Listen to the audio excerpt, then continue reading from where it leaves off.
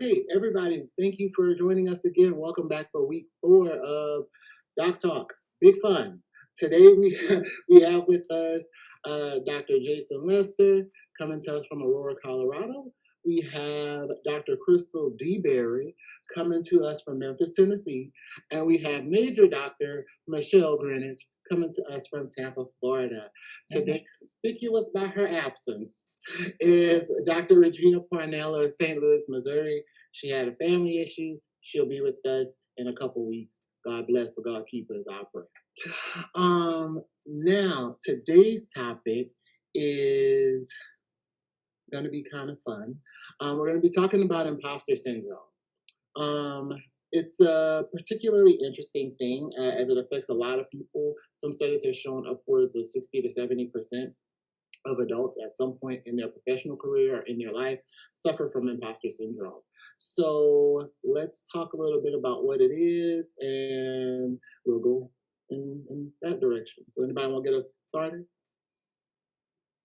When I think of imposter syndrome, I think of at a very specific time in my life, way younger, when I would be at work and people would tell me how awesome I was, how great, I took on whatever challenge I took on or project or whatever the case may be. And I'd be sitting in my office like, really? And I don't think they know that. I don't really know what I was doing. I just literally said whatever came to mind. And oftentimes I would sit there and think, people think I'm way smarter than what I really am. And I really had these thoughts over and over and over again. And it wasn't until I actually started the process of becoming a social worker and the University of Tennessee required at that time that we actually go through therapy. And I went through therapy and I learned a lot about myself, and that is when I was first introduced to imposter syndrome. And I think a lot of times growing up, in the environment that I grew up, I grew up in South Central LA. We didn't have. I was bused to the Valley, where I got a better education than I would have in South Central. And a lot of times I just didn't feel like I fit in. So I think in the Black community, when we're faced with those types of issues, while it's a good thing that we're getting bused so that we can get the best education, but we don't really fit in anywhere because where we come from, we can't afford those nice clothes. We don't have a bunch of friends that we grew up with that's in that area going to school with us. So we have to start all over. So it's all about figuring that out. And I think that starts at a very young age. And for me, starting this social work path, this is why I knew that this was my calling, because I learned something so specific about myself. I mean, I think a lot of us can agree with that. You pointed out like the concept of being blessed. I think that's a really big thing because when we're talking about as African Americans, especially being moved out of what is our comfortable, normal environment, I think that's a huge part of why we suffer with imposter syndrome in a lot of instances. And it's like you begin to discount your own achievements, you discount your own abilities and education, all because it's kind of like a do I fit in here kind of situation. Exactly. And for me, the failures that I experienced were very real. And unfortunately, once you fail and maybe you develop learned helplessness, as I did, and that learned helplessness continued to play on my psyche all the time, all the time, all the time. So when small achievements or mild achievements would happen, it seemed as though it was imaginary. It seemed as though it was, just this movie, and something good happened in this scene, but this isn't going to be the norm because something is going to go wrong. And a lot of this mentality was reinforced by the perception of as I called it in high school, the 90210 crew. Everything was perfect with them. They had the new Jordans, they had the new Nintendo 64, and growing up with a single mom, we we wanted those things, but it just seemed like, we just couldn't have them at the time. So I guess what I want to say is that, I'm grateful for today's topic, and I'd be lying if at the age of 37, some of the things that were affecting me when I was 7 years old continue to play out even today. Mm-hmm. I told you all earlier I was going to struggle with this topic because with imposter syndrome, I'm still really truly trying to define it. I know what everyone will tell me what it is. But in the back of my mind, I wonder if with this, how do you draw the line between the doubt, just feelings of doubt versus I really don't deserve this, or I really was not capable of doing this, and XYZ. And I really think it would be important for, the people who are viewing this tonight to understand what is the difference. So for me in this topic, I can't say that I can relate to the imposter syndrome part, but more so of the I'm not finished. I remember sitting in graduation, getting my bachelor's degree in psychology, and literally I'm in graduation, the ceremony, and I'm thinking, this it? What's next? Now, after I earned my master's, it was a different story. I was like, oh, yes, thank you, Lord, this is over. That part, I didn't feel the what's next. But even now with my organizations, I feel like I just have so much unfinished business. Mm-hmm. So I can't say the imposter syndrome of I'm just amazed at what I have accomplished. I mean, I know how I accomplished those things, and it wasn't me by myself. I definitely thank God above, right? But I just feel like I'm just not finished. So sometimes when people tell me, "Oh my gosh, Crystal, good job," and I'm like, "Thank you," but this is not even half of the vision He's given me. Mm-hmm. Yeah, and I think that's different though, Crystal. I think for you, that's motivation, that's determination, that's all of those different things that you have inside of you, ambitiousness, you know what I mean? That I'm not finished yet. I'm not gonna stop. I still got my foot on the gas. Mm-hmm. I think that's very different than feeling uncomfortable. I think doubt is natural, right?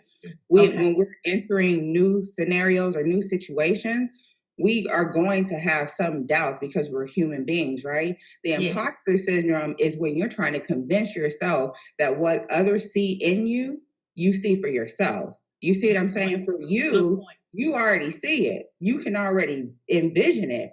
For me, I was like, I don't even know where to go next. You know what I mean? Like what? Mm-hmm. Like what am I supposed? I don't even. All these people saying I'm great. I'm just being Michelle, and I had to learn. I had to learn that. Yes, ma'am. Let me tell you, I had to learn that Michelle is smart. Michelle is going places. Michelle is great. You know what I mean? Michelle has flaws. All of those things are okay, but that's real and that's who I am and that's okay. I'm not an imposter. I'm supposed to be here. I belong here. Whereas you already know you're supposed to be there and you get more. You see what I'm saying? Yes, I think that's a great point to bring up for people who are watching this and really trying to figure out what's the difference. Like what. And I think you provided a great explanation in helping people understand exactly what it is. Because some people will hear about it, but not really truly grasp the concept of what it means to be, to imposter syndrome. What is it? So thank you. Another big part of it, though, we want to always remember imposter syndrome is a fairly new diagnosis. Yes. That's pretty new in terms of when people are looking into it. The catch about it is how many people at just the outset of this diagnosis have said, I've had moments like that. And I mean, when you're estimating 60 to 70% of people overall having experienced something, it's kind of a big deal. But, as you pointed out, it's hard to draw that line because for some people, they won't see it as imposter syndrome. They'll just see it as anxiety. Good point. going into this situation. So it's important to look at your causation. And like, I love the example Michelle gave, because when you're talking about causation, for me, in my mind, I'm always thinking, well, I can understand why most Black professionals will deal with this, because as you go further and further up that ladder, there's less and less of us to be seen, around one another. When you're talking, oh, well, I'm walking into this C-level position, how many of these C-level executives are going to look like me? Yes. And I mean, I think that's a large part of why representation is so important for children of color, be they, Black or Hispanic or whatever. It's important for them to see people that look like them in other fields that are moving up. Because the issue is, you begin to feel like you don't belong when you walk into a situation and you're like, wait, ain't nobody else, not one other natural in here, huh? Nobody else know what it's like to have they have fight back in the morning when they come in. No, dang. All right, that kind of concept, like it's one of those things where it's like you definitely want to make sure, like, hey, we are looking at the causation, and one of the ways that we can kind of help our kids get away from this is giving them those positive visuals and giving them those reaffirming visuals of, hey, guys, you can be what you want to be, and we're not just saying this facetiously. I'm seeing a lot more with efforts to push African American girls into STEM now, because I mean, before Hidden Figures, I mean, I didn't know any, Black women, who were working at NASA. I lied. My friend's mom works there. But besides that, I didn't know the other ones. Like, I had to catch myself. I lied. But aside from, I did not really, you didn't see it on the level of Hidden Figures. You never heard that story. And so it's like, wow, these Black women have been there for some time, but nobody knows. And so where are those little girls' role models to be able to look up and go, oh, okay, I can do that because she's doing that? It takes somebody to show you that you aren't an imposter. And it takes one has to have that trusted friend or that trusted individual that they can truly share what's on their mind. I think that a lot of people get into imposter syndrome because they just don't have that person identified. They don't have that source identified. And it's so, you touched on it, the loneliness is real. And when, right now we're in the middle of the pandemic, many of us are left with our own thoughts within four walls. And these thoughts continue to grow, and they continue to get exponential power. And before we know it, we're walking out and our whole psyche has changed. And we do tend to think that we are, indeed an imposter. When in actuality, everyone has worked very hard to get what it is that they have, and no matter how big or how small. And so I mean, shout out to your real friends. And I'm not talking about your Facebook friends. I'm talking about your real friends. Yeah. And then I guess what I want to do is touch on Facebook a little and social media in general, because on Facebook and social media, everything is so perfect. I got my new BMW. They up there test driving at the BMW shop. I got little Junior made 100 on his spelling test, but they don't talk about that he made a 50% last week. And that was the retake. Oh, so that was the retake. It's so unhealthy to try and measure ourselves against this well edited perception on social media. When in actuality, we have to recognize that everyone has crucibles. Everyone sometimes is a little unsure if, they belong at the table. So, to the viewers, I want to encourage you all to identify, one or two, it don't need to be no more than that, one or two people that you can truly talk to and identify and share your true feelings with, because there's healing and being able to share your your real self with others. And I think you bring up a great point, Dr. Lester, because I think that's really good to find somebody that you can talk to and kind of bounce these ideas and these thoughts off of.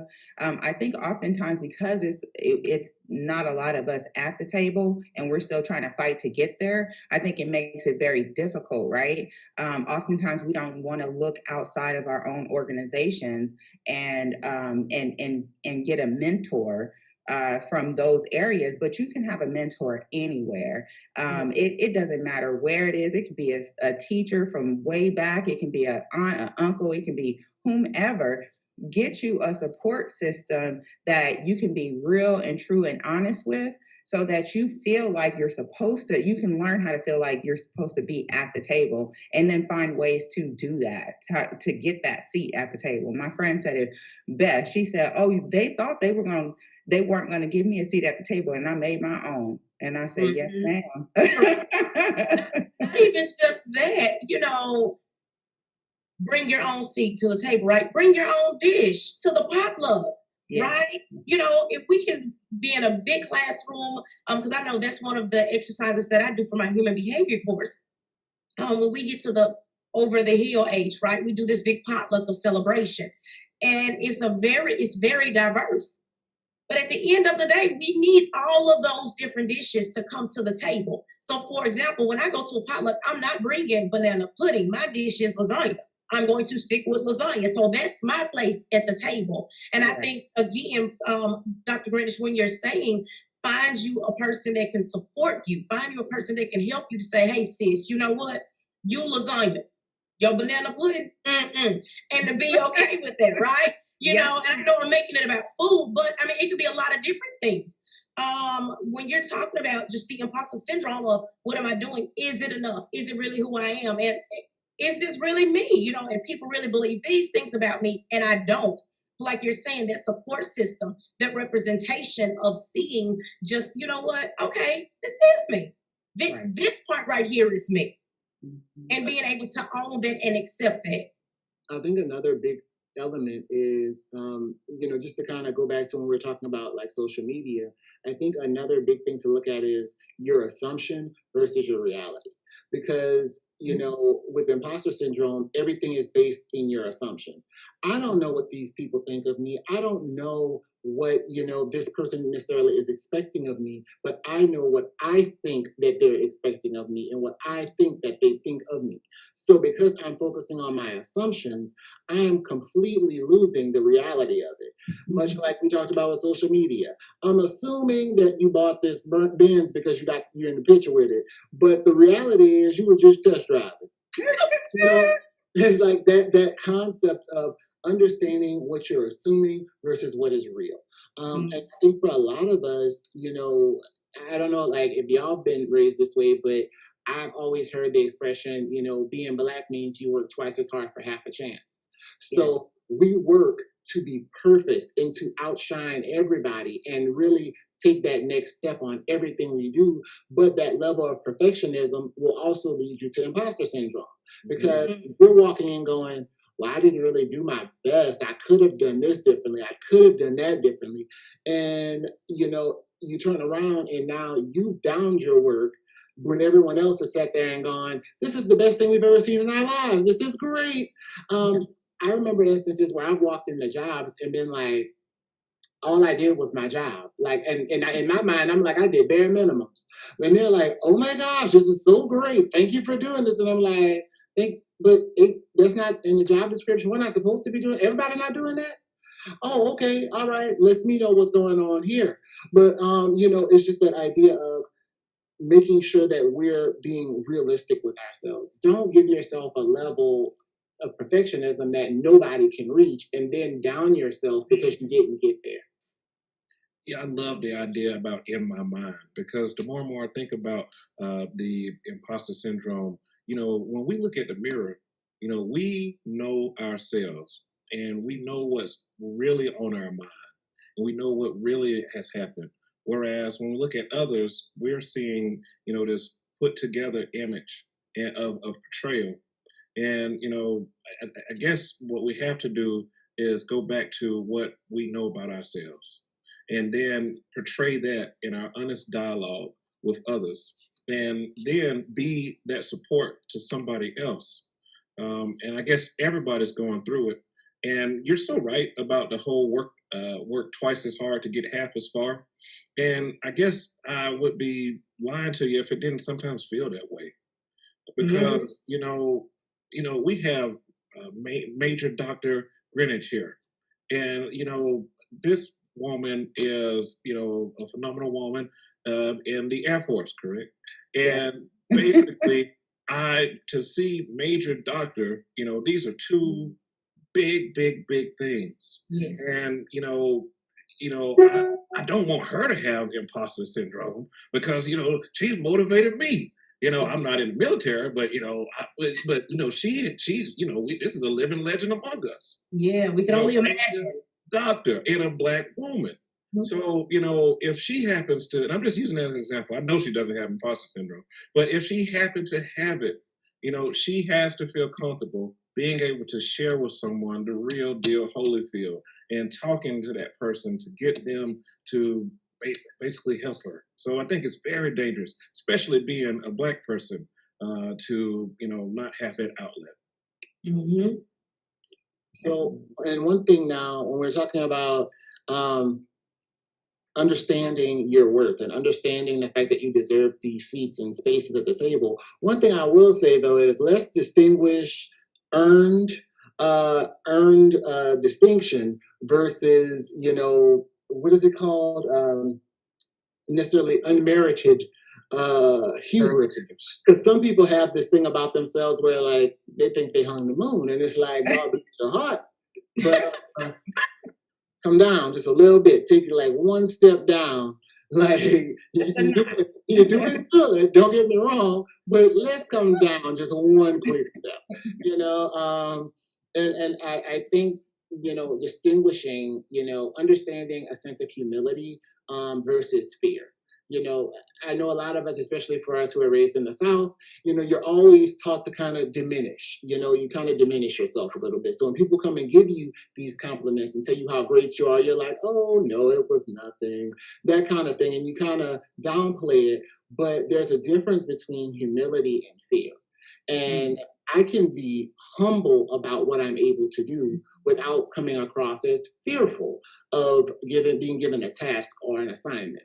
So I remember an exercise from high school with my acting teacher. One of the things she said was, learn just to take a compliment. Like, let somebody compliment you and let your response just be, thank you. Mm-hmm. You don't have to qualify it. You don't have to diminish it. You don't have to justify it. Just a simple thank you. Like teaching yourself to accept praise when it's due, Yeah. But how many...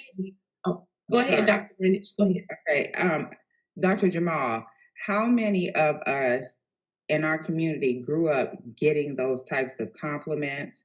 Yes. Or how many of us have learned to accept those types of, praises? You know what I mean? A lot of times we don't. We work. We got to do what we got to do to get wherever we're going. And I think we lose sight of saying words like, I love you, saying like, you did a great job, saying like, you are smart, you are wonderful. Not, at least in my generation, we didn't get a lot of that, not taken away from our parents saying that they wouldn't do it. It's just, they didn't know how. And that wasn't as important as making sure that you were working for 20 hours a day. You know what I mean? So I think that's a part of it as well, because we're not only learning how to be adults as we move out of our homes, we're also learning how to be ourselves, right? We're learning all of these different things about accepting us for who we are and accepting that we can be great. You know what I mean? That is a thing. I agree with that. Dr. Greenidge, I'm so glad that you went before me, because I was about to say, it's very hard for me to accept, oh, Crystal, you've done a great job. And I'm like, yeah, thank you. Even, down to the clothes, right? Mm-hmm. Oh, I love that dress. Oh, I got it from Goodwill. Like, we have to downplay it. Yeah. Some way, shape, form, or fashion, right? Yeah. Also point in that, how often did we hear that? Now, I did hear that. I'm the oldest granddaughter, the oldest grandchild on one side. I heard it a lot. I'm spoiled. I will admit that. Okay. But the one thing is so interesting. I woke up this morning and I said, I need to tell my children, good job. This virtual learning is straight hell. I don't care if another parent is saying, oh, it's the best thing. Oh, you are lying. I ain't met one. I have a second grader, an 8th grader, and a 10th grader. They're doing the best that they can. And I literally woke up this morning to say, send them each a text message, hey, just want to let you all know you're doing a very good job. And to start training them to, accept those compliments, right? Without feeling like, because I can imagine just saying it to my 13-year-old, well, mama, I still need to do X, Y, Z. And I played this out of my head to where I needed to tell her, stop it and just take it. Yeah. Okay. I literally played that out of my head. That's why I was thinking, let me just send them a text. That way she would not feel compelled to, well, I still need to do, you're doing a good job. This is a new week. Let's hit it even harder, right? So, and then the other aspect to that is, how often did we hear that? And I guess because we have to work twice as hard, and so there's no relaxing for us. There you go. There is no relaxing for me. I said, when baby Carly turns 5, I'm going to law school. And not because I feel like people are like, okay, what's next, Dr. DeBerry? No, it's really, just the population that I'm serving. I know like this is just my next step. I know that for my people, I need this. Not for anyone else or because someone else is just expecting this of me. The population I serve, not only do they need that social worker aspect, not only do they need that therapist aspect, they now need that legal aspect, right? And so I know that my work is not done. So sometimes when people say, oh, good job, I'm thinking, man, I still got a long way to go, right? Like, I guess because we really honestly sometimes feel like we're not done. Yeah. I can definitely agree with that. And I mean, I want us, as we're going to start to kind of wrap, I want us to talk about coping with it. Because, I mean, for those out there who are dealing, how do you cope with this? And I know some of the things that we've already talked about is, not being a perfectionist. Don't feel like you have some unreachable goal to hit. Dr. Greenidge mentioned earlier, talking to a mentor, having a mentor. Please get a mentor if you don't have one, because they're helpful. Knowing that you're not the only person who's dealing with it. Tracking your success is a huge one. Don't be afraid to look back, because sometimes every new mountain we come to, we go, goodness, I got so far to go. But what you never do is turn around and go, but I went over taller mountains than this. I've gone over so many before this. Why is this one any different? So don't be afraid to track your success. Yeah, it might be like patting yourself on the back, but if that's what you need to do to go forward, then you do that. Give yourself a pat on the back. I feel like if you've made it to September or October of 2020, you deserve a pat on the back just for that. Like you had to do a thing just because you made it. Pat yourself on the back. None of the plagues got you. You didn't get got by the locusts or the blood in the river or the fires burning you. You still made it. Pat yourself on the back. Good job. And like I think we definitely have some other ways that you can cope. One of them I think would be embrace that feeling. Just being okay with it. Yeah. Not necessarily okay with feeling bad, but acknowledge like this is what I'm feeling. So I'm feeling this way. Why am I feeling this way? Ask yourself those questions. I'm a fan of a question. Why am I feeling this way? Like, did I not get the degree that I needed to have? Because if they hired me for this job, clearly I met the qualifications. Right. So why now am I feeling like I don't deserve it for some reason? Do y'all have others? I don't want to leave off without anybody getting to say what they got, because I know Dr. Lester been up there taking notes, so I know he got something. Well, my thing is, when you were speaking, I couldn't help but just think about how valuable feedback is. And, I guess we have to be able to accept the constructive feedback and value that. And then we have to be able to give truthful feedback. A lot of people are in the situation that they're in because they did not receive the right feedback. And I remember becoming a supervisor at the age of 29. And, I was just like, oh, everybody did a good job, good job, good job. You get a promotion, you get a 4, you get a 4, everybody gets a 4, you know. But, I later learned that, that was not helpful because it created a sense where individuals were becoming leaders themselves and they would continue in that same pattern. Everybody gets a 4. Everybody gets a 4. So I guess the only other recommendation I would add to what you had, Dr. Jamaal, is to, one, embrace feedback, give out truthful feedback, and learn from it, and then try to get others to go with what you're going with. Yeah, definitely. I will also add to that. It's okay to fail. Failure is okay. It's all about how you get back up and push through because you are human. So there is no one perfect human being, right? Therefore, if you're reaching for perfection in every area, you're probably not going to reach it. It's okay to fail. Now, how are you going to bounce back? That's where you need to be thinking. How am I going to bounce back from not reaching this particular goal, right? Change course.